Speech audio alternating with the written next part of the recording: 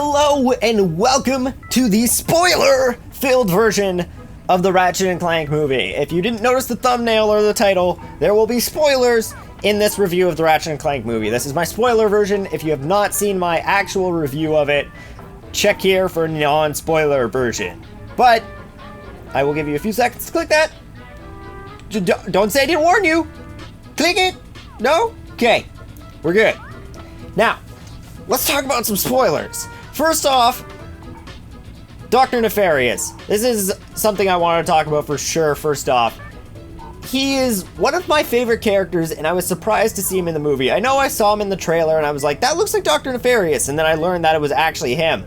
But they did a lot with him in this movie, and I loved it. He was like the main character of this movie, and I was amazed by that. I was expecting Jericca all the way, and they blew me away with that, and I loved it. He was one of the only characters in the movie that I found was actually developed very well. He had a reason for what he was doing. They explained why he was doing it. They went into his past and talked about that, and then they built him up to where he was by the end of the movie, which was amazing, and I can't wait to see what they do with him in the next movie, because there will definitely, hopefully, be another movie.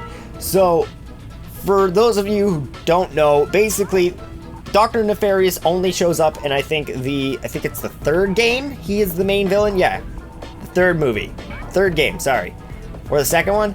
No, not the second one. Third one. He's main villain in the third one, and he's amazing. He was fan favorite, and I'm glad that they took that and put it into this movie. So basically, first game, it's all Jericca. Jericca, you know, he wants to build his planet. He tries to do all this shit stuff, and then he loses. That's it. But in this game, in the movie, they take Dr. Nefarious and they plop him in as an employee for Jericca, and they kind of just have him there at the beginning of the movie, and you're like, wow, it's Dr. Nefarious. At some point, he's probably gonna die in this movie and then turn into a robot for a later movie. And you're like, cool, whatever.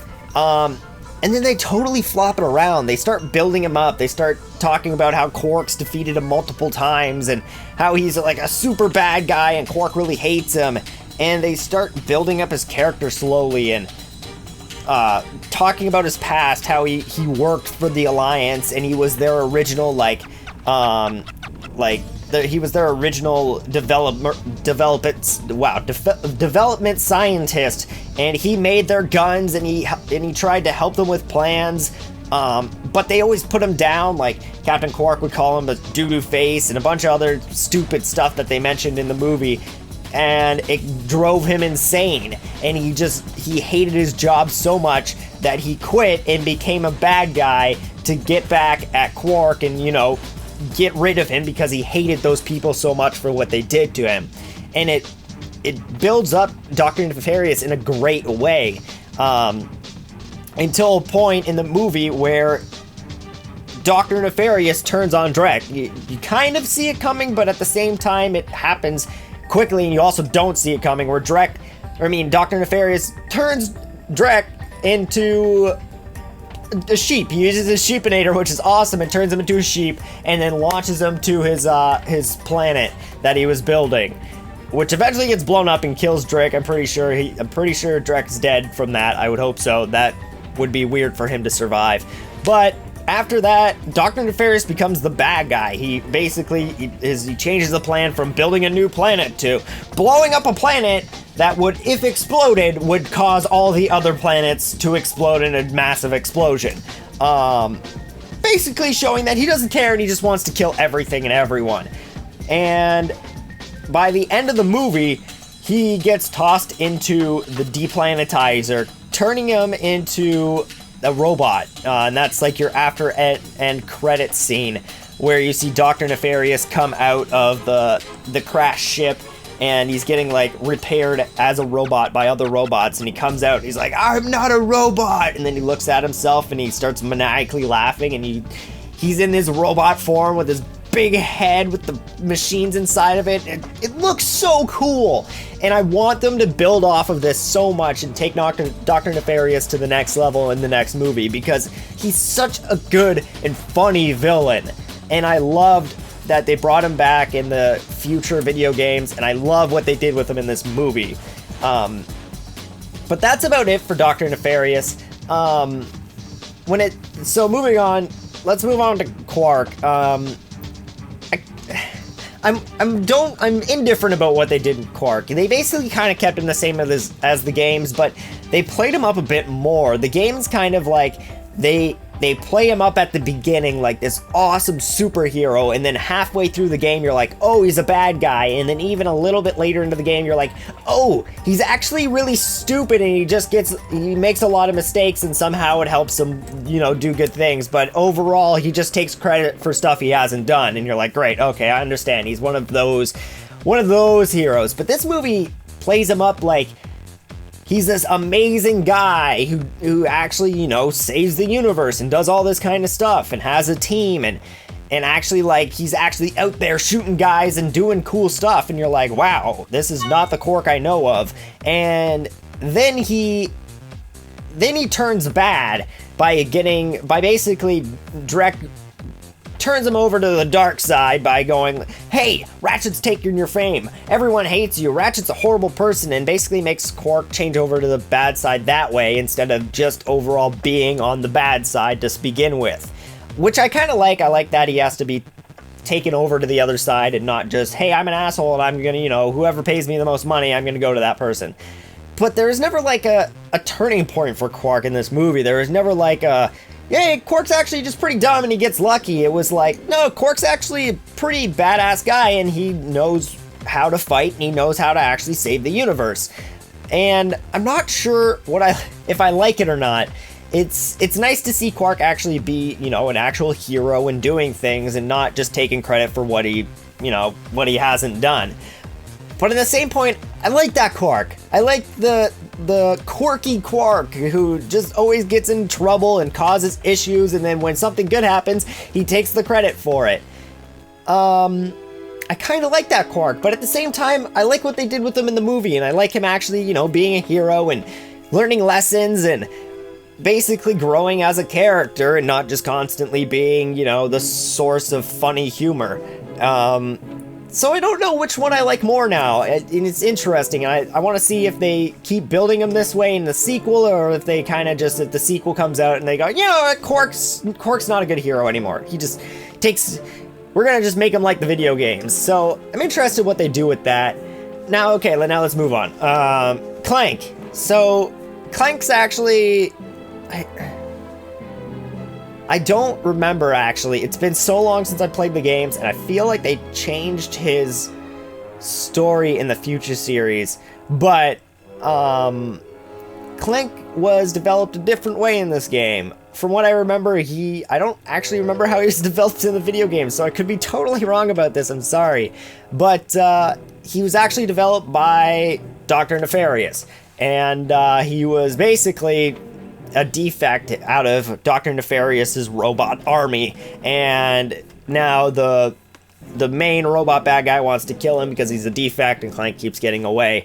So it's kind of interesting with that point, and truthfully, Clank doesn't get too much screen time. He doesn't, he gets his few moments where he fights a bad guy and he outsmarts him, and he gets his one-liners in every once in a while, but he shows us smarts like, oh, if we do this, then we can beat the bad guys.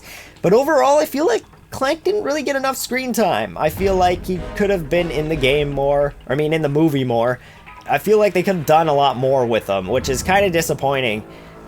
So, yeah, they didn't do enough with Clank. That's basically what I'm trying to get at here. Okay, now one of the main things I want to talk about is Ratchet. For some reason, they like to talk about Ratchet's backstory, which, like I was saying, I wish they talked more about backstories, but they mention it a lot, and it's not just like, and it's like basically in the most basic way they can do it. They're like, yeah, I was just left on this planet with no idea of who I am or where I'm from. I'm a Lombax. And Clank's like, oh, cool. And then after that, everyone in the movie is just like, what is he? No one knows what he is. What's a Lombax? And it's like, thanks, we get it. He's the only one of his species left. You don't have to kind of hammer it into us every time he's on, like, the news or something, and the news reporter's talking about him, or the bad guys talking about him. It's like every single time they're just like, what even is a Lombax? Where did he come from? What is that? Is he a cat? And you're like, I get it. You're trying to show the audience that he's the only Lombax left. There's no more Lombaxes. No one knows why, but that's it. No one's seen something like him before. Like, I get it, that's what you're trying to implement, but there was probably a better way of doing it besides having the news reporter continuously state that, hey, no one's seen this kind of person before. What is he? It was annoying. That's why I'm being annoying about it. It was annoying in the movie. And Ratchet, instead of living on his own, actually lives with, I don't know, someone who adopted him, I'm assuming. And he works for him in basically in a car repair shop, a ship repair shop, as it would be. Which is different, because in the first game, he doesn't really live anywhere, from what I can tell. He lives in this little workshop, and he works on his own ship. And that's about it. And then he finds Clank, and they're off on adventures. And then he lives, wherever he wants. He just kind of bums off of people for the rest of the game. That was also interesting to kind of see him with a father figure, even though in the game he's been on his own for his whole life until Clank comes around. That's why the whole bond between him and Clank in the games are so nice, because it's like, oh, now he has a friend. Now he has someone he can look up to and live with and, care about. But in this game, he's kind of like, he's lived with this person his whole life, and he doesn't seem to care about him all that much. It's like, yeah, can I go be a superhero? I'll totally come back and help you, but if I become a superhero, I'm not going to come back and help you, because I'll be out doing superhero things, and, you can do it all yourself, even though he does come back to help him in the end of the game, and it's like, I don't know. It's weird.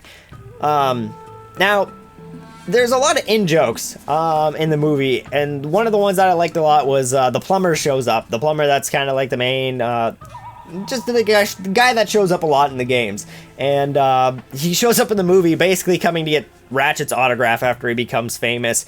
And there's a lot of other stuff that I can't really think of, but I remember a lot of the jokes being funny. I also like when Ratchet gets into the testing facility and he gets to try out all the guns, and he's like failing when he tries all of them, but he gets to try like all of the guns that you know from the game, and Quark's just like naming them off, and by the end he's just like, I don't know, saw blade, and it's like, he names off one of the weapons, and I can't remember it. He names off a couple of weapons at the end, and he's just like, he seems like he's just making up names, like he's like, Doom Saw, and you're like, that's the actual name of it, but it sounds hilarious, because it sounds like Quark is just making this shit up now, and it's so, I loved it, because it just showed that some of the names for the guns in the game are just ridiculous, or like totally uncreative, and it's something that Quark would have come up with, which they like portrayed perfectly in that movie, and I couldn't help but laugh at that part, which is awesome. Funny enough though, my favorite joke in the movie wasn't even like an in-joke for Ratchet and Clank. It was actually a Star Wars joke. Well, not a Star Wars joke, but it was a Wilhelm joke. During a fight, there's an explosion. There was an explosion in a, sorry, my phone. There's this explosion, and a guy gets launched off a bridge, and it does the Wilhelm scream, and you're like, oh, that's funny, it's the Wilhelm scream, and then like a robot like leans over the edge, and he's like, no, Wilhelm, and it I don't know, I laughed so hard in the theater. I felt like a total, it was so funny, and I haven't seen anyone like, oh yeah, someone does the Wilhelm scream in a movie. I know what that's from, that's funny. But this is the first time in a movie where someone actually, like, they put in the Wilhelm scream and then, like, proceed to acknowledge that they just did it. And it was really, really funny. Stuff like that I love, and it was great. So a lot of the stuff like that I really love. They show the Rhino, which looks awesome, but it never gets shot because Dr. Nefarious brings it out and he's like, this is my favorite weapon. It's called the Rhino, which stands for, and then the text pops up on the screen, rip you a new one. And before he can shoot it at Quark, Ratchet, like, crashes in and knocks Dr. Nefarious into the deplanetizer before he gets to use it, which sucks, but maybe we'll see the Rhino in another movie get shot and it explodes or make a huge explosion. But when it comes to the gunplay and fights, it's a very good action movie, to be truthful. A lot of the fights are good. They're well choreographed. The fight between Quark and Ratchet is a great one, with them basically jumping up and down, using magnet boots to walk upside down, using different guns, and it's a great fight. There's a few other ones that are really good too, that I really enjoyed. They also did a couple really funny jokes. Another one that again was pretty funny, that I know I'm mentioning a lot of the jokes, but I know another one that was funny that wasn't another in-joke was Quark goes to hack into the computer of the ship to basically betray his friends and turn off the weapons, turn off all the weapons in the ship, and he turns on the computer, and it plays the PlayStation sound effect, but like really loud. he's just like smashing the volume down button to turn it down before it turns on. I thought that was funny because that PlayStation startup sound is really loud, and it worked. It was funny to hear it in the movie. There's a lot of stuff like that, and another one was Clank's trying to figure out what species Ratchet is. Another instance where they're kind of banging it in your head that no one knows what Ratchet is, but this was like no one knows what Ratchet is, but this was like the first time they really mentioned it, and it was a good time, and it like, that's, if that was the only time they mentioned it, that would have been cool. And it was like, basically, Clank's just kind of looking at Ratchet, and he's like, and eventually Ratchet's just like, what? Why are you looking at me? And Clank's like, I haven't seen you I can't find your species in my database. And it's like scrolling through things on the side of Clank's head, like it's seeing from his point of view. And it pops up and it shows Sly Cooper, and then it shows who else did it show? It showed Sly Cooper, it showed Daxter, and it showed someone else. And it was funny to see those PlayStation characters in the movie as like references. And then after that, Ratchet explains, oh, I'm the only one of my species, no one's seen me before, and I've kind of left on my planet alone with no one to take care of me. And he's like, kind of like you, Clank, and then I found you and I repaired you, and now we're best friends. And it was like, oh, that's cute, that's a good way of explaining it. And then that would have been nice, ending it there. But no, they continue to banging in your face.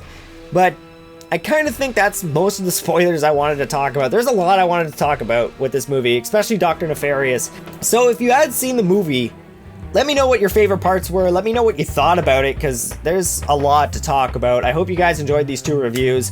So again, if you haven't seen my main review where I talk about, my basic thoughts on it, what I thought of the movie, what I would rank it, stuff like that, click here. You can find it here. Thanks for watching. I hope you enjoyed this video. I kind of want to do more videos like this, but I don't feel like I'm that good at them, or I don't feel like I'm that good at reviewing movies or talking about them quite yet, just because I'm not sure what to talk about with stuff like that. So if you want to see more of these kind of movie reviews and stuff like that, let me know. I'll make more reviews like this. So let me know in the comments below about that too. And I thank you all for watching, and I'll see you all in the next video.